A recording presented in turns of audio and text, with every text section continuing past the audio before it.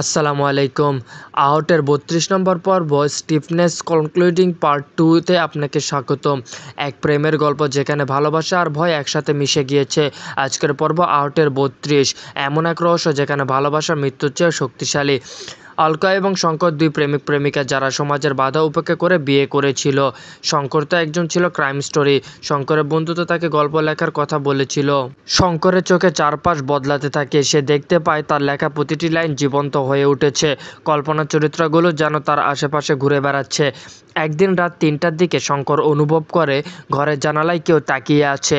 সে জানালার দিকে গিয়ে দেখে কেউ নেই, কিন্তু লেখার খাতায় একটি লাইন নিজে থেকেই লেখা হয়ে গেছে। সেখানে লেখা ছিল, মৃত্যু শুধু শুরু, শেষ নয়। শঙ্করের মনে সন্দেহ জাগে, এই গল্পটা কি আসলে তার নিজের তৈরি নাকি কেউ তাকে লিখিয়ে নিচ্ছে।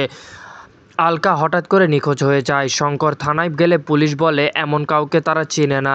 শঙ্কর যেন একা হয়ে পড়ে। তার বাস্তব জীবন, তার চারপাশ, এমনকি তার স্মৃতি ধীরে ধীরে বিভ্রান্ত হয়ে যায়। তখন সে উপলব্ধি করে, এই গল্পটা আমি লিখিনি, গল্পটাই আমাকে লিখছে। সে খাতা পুড়িয়ে ফেলতে চায়, কিন্তু আগুন খাতায় ধরে না।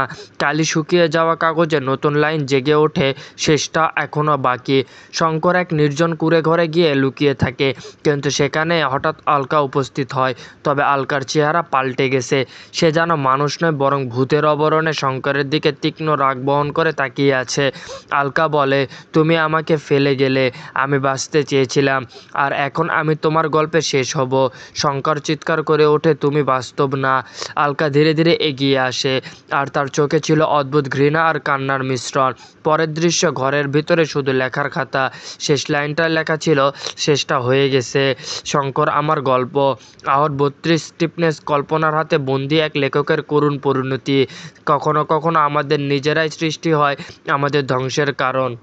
ভিডিওটি ভালো লাগলে অবশ্যই লাইক, কমেন্ট, শেয়ারের পাশাপাশি চ্যানেলটির পাশে থাকবেন।